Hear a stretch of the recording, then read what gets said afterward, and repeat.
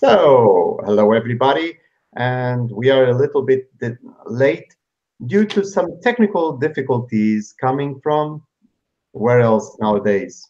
England. So, Peter is now only confined to a fine picture of him, always smiling. So, today we will talk about 9 changes to national identities. And interesting thing is that we were supposed to do this just before Brexit, meaning just before 29th of March. And today is the 2nd of April, and we are maybe just before Brexit. Because really, I don't know, there should be some polls about it, because probably it's like, which day? What will be the day? Will there be a day? So the topic of today is the nine changes to national identities, and we are having, let's say, a great moment to discuss this, because not only is the Brexit, but also we have other movements in other countries that we don't see it so much. Think about Hungary, think about Russia, think about Turkey, and think about even Brazil, think about the United States, that's more on the news, but they all have this kind of national identity speech, national identity idea behind all the let's say the big speeches, the big keywords. It's all there. So I think it's a perfect moment to talk about this. What have changed? So, as always, I will ask Sophie to give her first change in national identity. So, Sophie, floor is yours. Thank you so much, Filipe. Yeah, no, I want to share when I first moved to the UK and how I never felt so Swedish as I felt when I was there for the first 2-3 years, as I'd done in my whole life. And it was, yeah, I moved there, and I lived in Sweden more or less my whole life before. I lived abroad for a few months, and when I got there, I had to sort of point out every time there was something that was different to Sweden, I had to point it out. And I was a pain in the neck to people because I saw all those differences. And I had to tell everybody how you did things in Sweden. And then because I saw all those differences. Yeah. And I had to tell everybody how you did things in Sweden. And then I hear my own voice. Sorry. Yeah. And then after a while, I became more and more a Londoner. And when I did change my own national identity in the way I looked at myself, because suddenly my Swedishness was not that important any longer. It was more important that I was a Londoner. And that was also quite confusing to people, because when I introduced myself, sometimes I said I'm a Londoner. And sometimes I said I'm a Swedish Londoner. And that encouraged other people to tell what kind of Londoner they were. And it opened up an interesting conversation about your national identity. And I found it I can see these tendencies when someone is new in a new country, because you get like a shock about that your national identity is much stronger than you ever thought about. And I don't think you experience this if you're just abroad for a while. You need to be abroad for a few years to see those differences. And also sort of pick up what other people do and say. So I think it's that's my personal story about changing identity from being very Swedish. Well, first I didn't know I was Swedish. Then I became extremely Swedish. And then I became more like a global citizen and a Londoner. And I think to be called a Londoner is something really, it's a nice way of looking at your identity, even though you don't have a London passport. Maybe you should have one in the future. Thanks.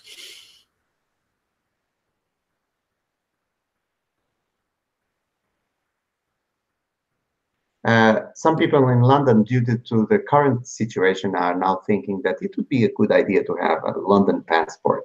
Yeah. So, Peter, from the eye of the hurricane, where all is calm in the eye of the storm. yes. So this is an interesting topic to me, and I just wrote a note down. Actually, I might talk about this one first, because when Sophie was talking about moving to London and then having to make decisions about, you know, what identity did she want to adopt. And in Australia, back in the after the Second World War and in the 1950s, they were encouraging a lot of people to come out to Australia from various countries, such as Greece and Italy.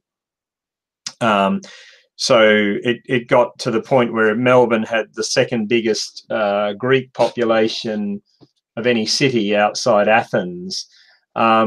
So there was a big influx of Greeks and Italians in the 1950s and early 60s.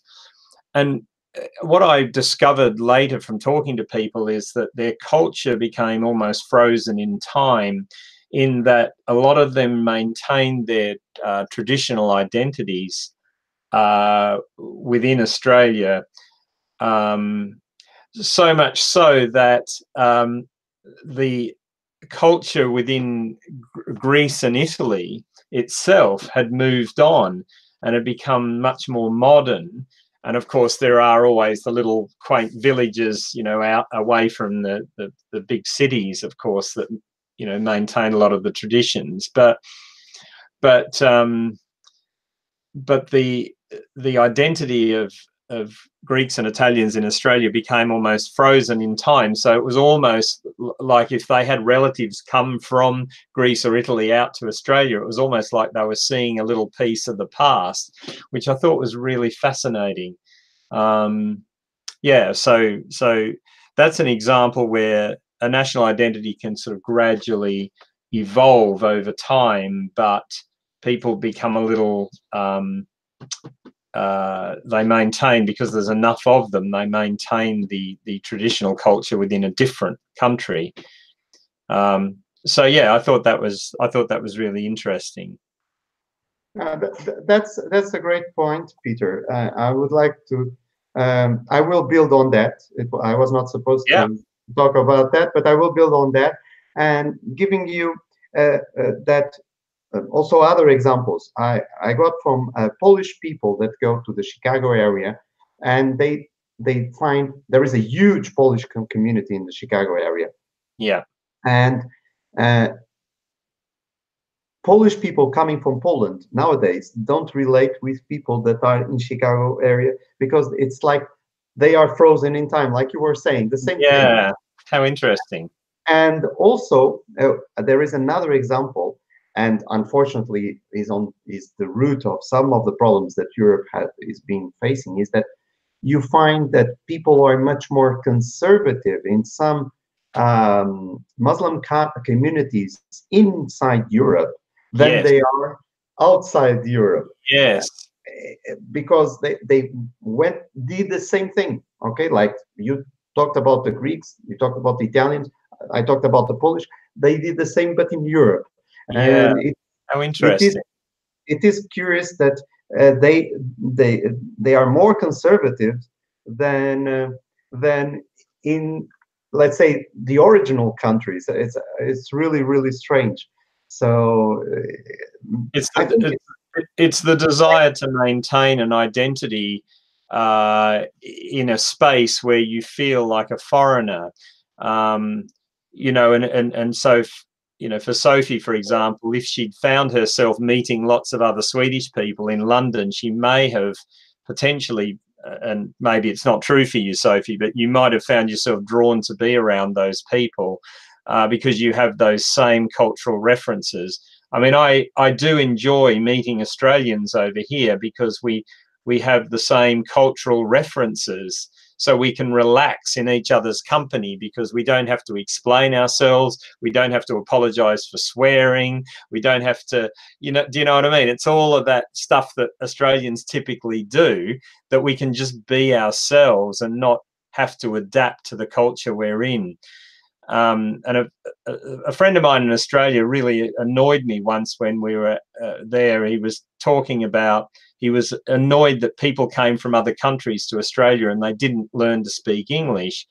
And having travelled and found the challenge of being in a foreign country and not speaking the language, I said to him, well, if you found yourself in a country where you didn't understand the language, you would be tempted to stick with people who speak the same language as you, because it's so much easier. It takes a lot of courage and, you know, to step out of that, which is what my son's doing next week. He's going to France next week, and he's going to do a week's work experience in a French restaurant, living with a host family. So he's totally immersing himself in French language and culture, which is really scary, because, you know, you don't have the safety of your own language. You've got to make the change. So, Sophie, what is your next contribution?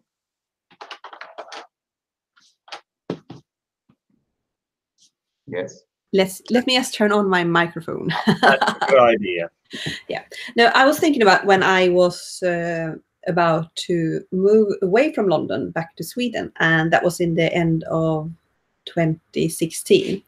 And I was in a taxi going from West London to Victoria station, so I could get the train to the airport.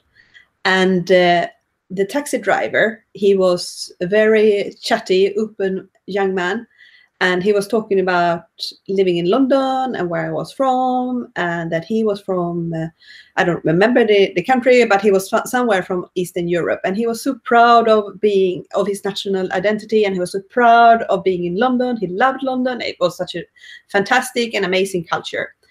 And for me, that was something that happened to me almost daily, that, you know, he asked me about my national identity. I asked him about where he was from and how he found living in London was. And it was like natural. It was like drinking tea in London. It was nothing strange with it. And then when I moved back to Sweden, I was part of some expat communities here in the beginning. And I quickly found out that people got a little bit insulted when you asked where they were from. And it was as if you were not allowed to ask the question, and it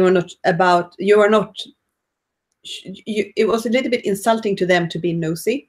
And I wrote a blog post about this, that you have to ask about people's nationality and where they are from. And I don't know how many times I've had to express who I was, where I'm from, my identity, and I'm a Swedish Londoner, and I'm this and that. I grew up there, and now I live here. Why? Blah, blah, blah, blah. And I think that's something that has changed in the national identity. And in some countries, it's more sensitive where you are from.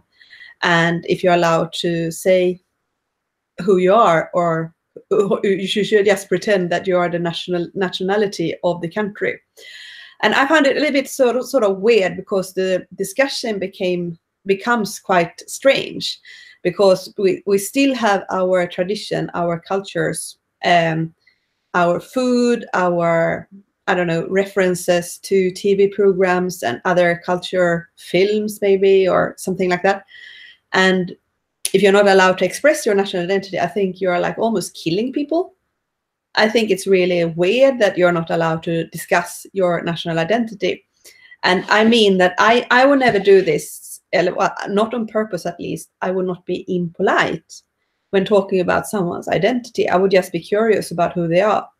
And if I'm like, you can be both. I think you can have dual national identities and identify yourself quite strongly with several different countries. And I have a friend here in Sweden. She's from China. She's lived here for 25 years. And she's quite tired to express herself. But I can understand that, because after 25 years, you get a bit bored of explaining yourself. But at the same time, people are just curious. And I think it's a good,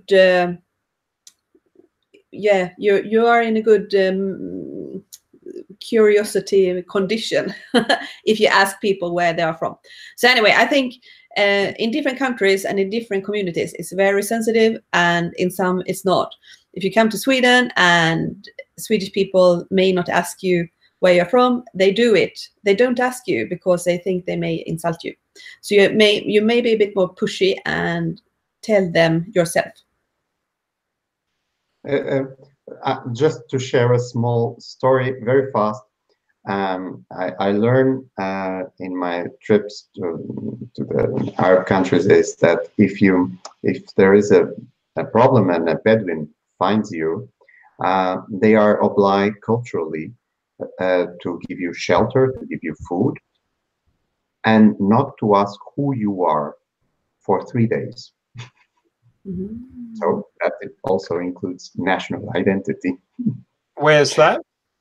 The Bedouins in the Middle East. Yeah, wow, that's interesting. So it is a thing that is, they don't care who you are, where are you coming from, where are you going. If you need help for 3 days, they will not ask anything, only give you help. That's it. So it's the sense of, you start from a place of common humanity. That makes a lot of sense. You start from a place of common humanity, but then beyond that, you can then explore the differences between you. Is that it, do you think? Well, it might be, or it might be that it's only helping another human and expecting that the universe will return that help in some way, because one day is you, another day will be me. Maybe like that. But I really like that. I'm going to remember that story, because I like the notion that we should always start with the fact of common humanity. Yeah. But then from that place, explore differences, which is what makes the world so interesting, which is, to Sophie's point, I mean, I'd find it really disappointing to go to a country and people didn't, want to know about where you'd come from and all of that. It'd be quite hard, but in their mind, it's rude to do that, which is really interesting. So, Peter, what is your second? Okay. Okay. So this is the Australian thing again. When I moved to the UK 19 years ago, the first thing that really struck me was the amount of British content on television compared to American content. And I realized in that moment how much Australia has become overrun with American content on television. And I've had a number of people say that Australia has kind of moved culturally from being more British because of its origins to being a bit more American in terms of its values and attitude. And I don't mind that to a point, but I get slightly concerned that we move too far that way. I've always felt that Australia, if you think of a spectrum, that America and Britain are at different ends of a spectrum, that Australia sits in the middle, because we share the British sense of humour, and we share the cynicism about things, the ability to question and be skeptical and make fun of things. But we have the optimism of the traditional American culture of anything's possible, anybody can become anything. We don't have such a strong class system as the British has had for a very long time. So in terms of a change to national identity, I think Australians have become a little bit more like Americans, and but probably a bit too much in my view. So that's just a personal observation. Mm-hmm.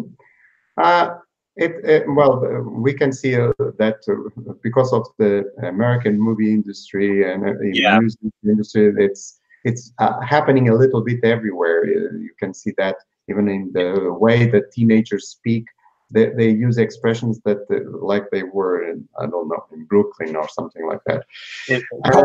Cultural imperialism. Yeah.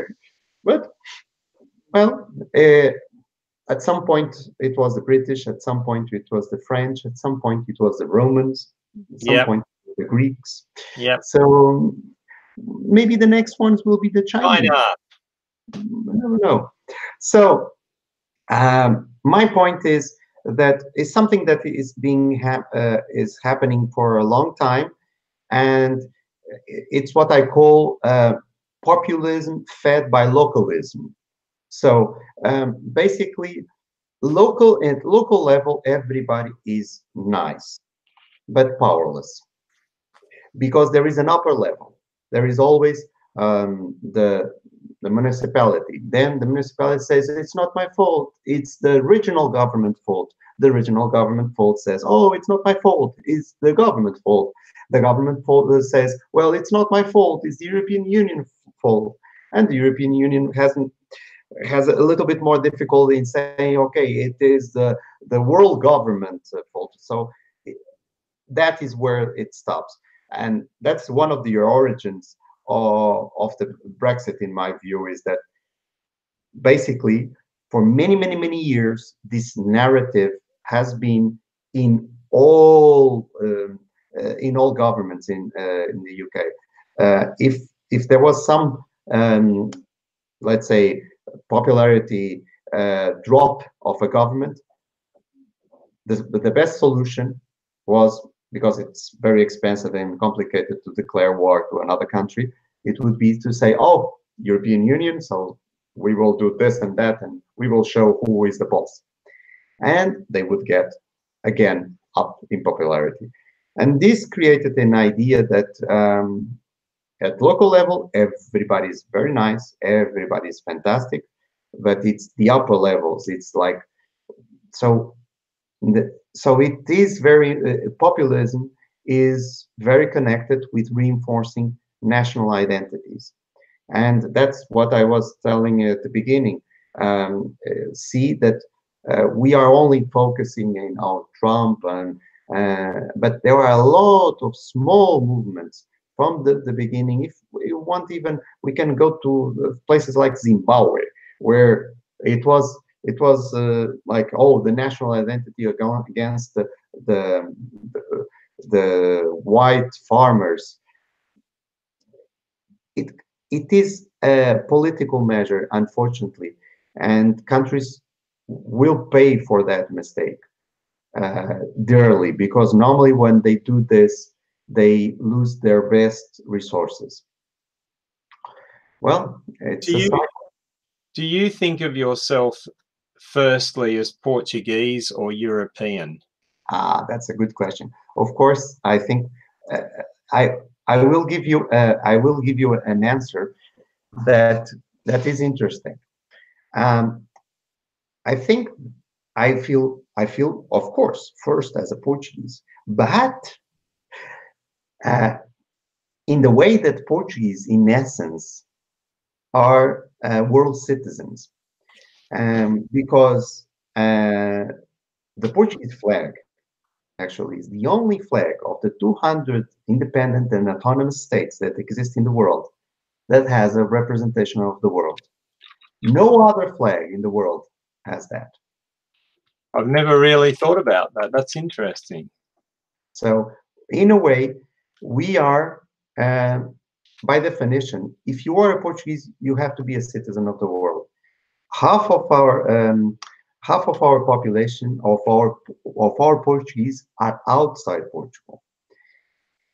And one of the things that we did from the beginning with the discoveries was a policy of mixing people. So we mixed everywhere in the world.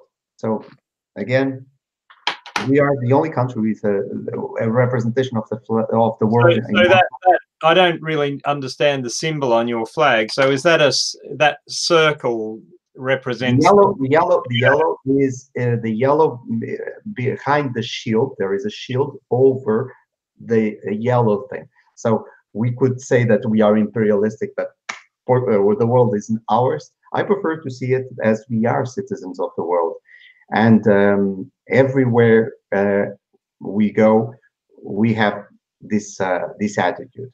of being citizens of the world.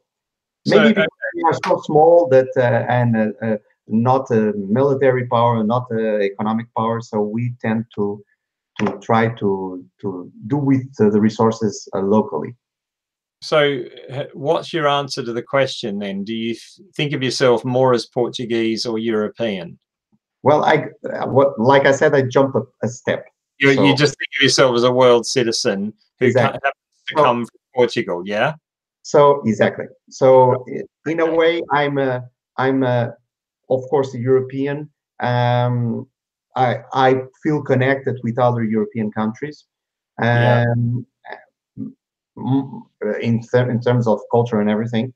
But I feel very. But that's my personal thing. I feel very comfortable in many countries, and I've I've been in more than 60 something countries and completely different cultures, and I have great connections everywhere. So what about you, Sophie? Do you think of yourself as Swedish or European? It depends on where I am, I think, but most of the time I'm Swedish. But then when I put things in perspective, I'm a global citizen and European. But it depends on who you meet. Like when I've been in Japan, everybody think of you as a European. They don't really care. But if you're in Belgium, you are very Swedish. Right. So I think it depends on who you meet. Yeah. And you, Peter, are you Australian, British? Well, I think of myself. I like oceanic. I like to think of myself as a world citizen, but at the heart of it, I'm Australian because that's my cultural, my background, my upbringing. It's I feel very connected to that place and the culture because that's what I grew up in. But I don't particularly like the idea of living back there. I want to live somewhere different to experience the variety of life. So I'm a bit like you, I guess. I think of myself as a world citizen. I like to travel. I like to meet people from different cultures. The more different, the more interesting, the better, really. While seeing, our common humanity. Mm-hmm. And I think, that sort of leads on to a broader topic that, maybe it's for another session, but it's about, about borders, and identity. In theory, you could take away borders and identity completely and just not have any nationalities, have no cultural differences. And I just think that would be such a boring world. It would just be, I love the variety that we represent. And I love this, the fact that we're from 3 different countries, and me living in another country again. So, yeah. Anyway, let's move on. Yeah, I had a chat about that with a speaker who speaks a lot, quite a lot in North America. But he said, I have to have an address and a national identity for tax purposes. Otherwise, I wouldn't care. Yeah. Good. Sophie, so what is your last? We have to be faster now in this round. Yeah, no, I'm gonna.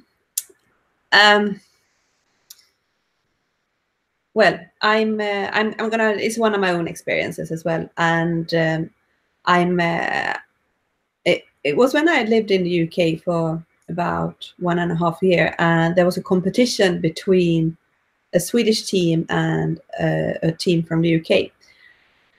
And there was a woman there who we were like in the same group socializing, and we were supposed to look at the competition, and she tried to convince me to support the UK.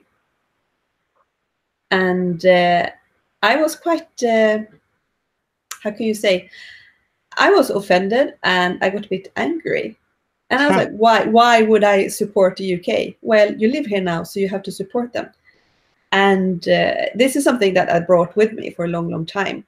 And when you're now trying to talk about integration in Sweden with people coming from other countries, we have, huge immigration. And lots of politicians in Sweden try to make people Swedish quite quickly. And I get like, no, it's not possible.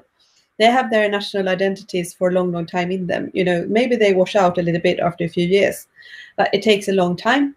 And in this sort of circumstance where they wanted me to support the UK, I would rather have supported like a country far, far away that I don't have any connection with than supporting the UK because they told me to. So I think it's quite complex and it's very personal. And in Sweden, they want everyone, like I think it's different. It's a very different thing from having the same rights and the same obligations than your national identity. I think it's very different, and people get that mixed up. So maybe you have the same situation in other countries around the world, but here it's very obvious that people want to make people Swedish as quick as possible, but it's not the same thing as being, you know, you have the obligation of paying tax and going to school and working and doing whatever all the other Swedish people are doing. It's not the same thing. So anyway, yeah, that's my last point. I think it's complex. It's hard to force someone to have another identity because you think so. I agree. Peter, your last. Yeah, that's really interesting. I agree with that. I you know, if there's a sporting match between, you know, Australia and England, then I'm going to support Australia. There is no way that I would support England. In fact, there's a funny thing about Australians tend to get on better with the Welsh and the Scottish and the Irish because we have a common enemy, which is England. And it's fun, you know. It's people enjoy that banter and you know, between different countries, and I think that's part of the whole experience. So mine actually relates to sport. Australians have always been very sport orientated. I was never one of those really, but I didn't grow up in a family that was very sport orientated, but Australians culturally are, and we've tended to punch above our weight on the world stage. You know, for a number of years we were fourth on the Olympic medal table, which is phenomenal when you consider it's Russia, China and the United States, and Australia's only got, you know, 25 million people. But one of the things that I noticed in terms of a change in the time I've been living here in the UK is that the confidence around sport has changed, because when I first arrived here, the British, you know, or English would say, "Oh, you beat us, you know, we beat you in the cricket, you know, that's great, but we know that you'll end up beating us next time." They had this very negative attitude about themselves and their you know, ability to really succeed in sport. And then it's gradually changed, I think. So, for example, they beat Australia, you know, in the World Cup rugby in 2003, in playing in Sydney, and that was a massive thing because Australia was so strong, and the English beat them by just 3 points. It was a very, very dramatic game, and I saw a shift in this country. And then they won the right to host the Olympics, and I noticed this confidence in, you know, they invested in sport, and they just became a much stronger country, and then ended up being fourth on the medals table and pushing us down, you know. But I was really happy about that, because I thought it's good to have confidence in yourself as a country. And I think what's been disappointing for me with all the Brexit stuff is that you know, there isn't a confidence. You know, there's so much negativity about everything that's going on, whichever side of the debate you're on. It's just such a shame, because, you know, every country should be proud and confident in itself, because every country has great things to bring to the world. So you know, I'm a bit disappointed really of what's happening at the moment and the way it's happening, and it's that old sort of negative sort of, I don't know, negative mindset in the UK. But I guess its saving grace is a sense of humour. British have a brilliant sense of humour, and they can laugh at themselves and how ridiculous they are, which is just as well at the moment. Okay, Peter, it's funny because my last one was also about sports, but I was going to say more or less what you were saying because. Oh no, please No, say it. no. But I will build on what Sophie was saying. I think that each one of us should, when moving or when receiving, we have to think ourselves as ambassadors of our own identities, not like warriors of our own identities, but like ambassadors. Do you mean national? Do you mean national identity? In national identity, Right. our ambassadors of our national identity, not like warriors of our national identity. Okay. So every time I go to any other country, many times I go to places that are very distant from the main centers, and it's the first time that they interact with the Portuguese, and I see myself as an ambassador because everything that I will say, everything that I will do, years to come, somebody will say, well, I think the Portuguese are like, and it's because they interact with me. And the same thing applies when people arrive to a new country. So I don't have this crazy idea that, okay, we have to mold them to our way of life. But also, I don't have this belief that they should recreate their way of life, because that was what colonialism was about. So when we are talking about a really strong colonialism, it was to bring a piece of the European country that was colonizing that piece of Africa or that piece of Asia and recreate it there. No, I think that the mixture is the best thing. Even if we go for genetics, the best genetics is when there is mixture. Yes, that's right. My father taught me that because he was a farmer, and he said that you get, when you mix different genetic strains, what the offspring are stronger. Yeah, and you can see that that if you can see this very easily. For instance, in dogs, the dogs that are the best ones to take it home and to have it anywhere, that have the less diseases, are not the purebred. Those are the ones that get crazy, illnesses, and they have like they are like a lot of expense, but everybody likes to have like the pure breed because they are so cute. But actually, they are the huge source of expenses and grief in families, because it's, oh no, the dog needs an operation to the ear and things like this. That is unbelievable when you are talking about a dog that is like a mixture of 30 races. So it's something that we have to value ourselves as ambassadors of our national identity and bringing the best of that, and not like trying to be defenders of our national identity or warriors of our national identity. So that's my last take. And just on that, I think Americans got a bad reputation as being bad ambassadors of their own country, because as tourists, they tended to be the ugly tourists. I suppose you could say that about Australians sometimes too, but then when you go to America, you find the people are so lovely in their own environment, and it's probably because they became quite insular that they think the rest of the world should be the same as them. And when they go to other countries, they don't understand. So that's a good example, I think, where I'm not saying it's true of all Americans. I'm sure there are many who are brilliant ambassadors, but they've got a reputation for being bad ambassadors outside of their own country, but lovely, lovely people in their own country. I also had this idea, and I still have. I share your opinion completely, but you get to understand better why they are like that when you start hearing the news. Yeah.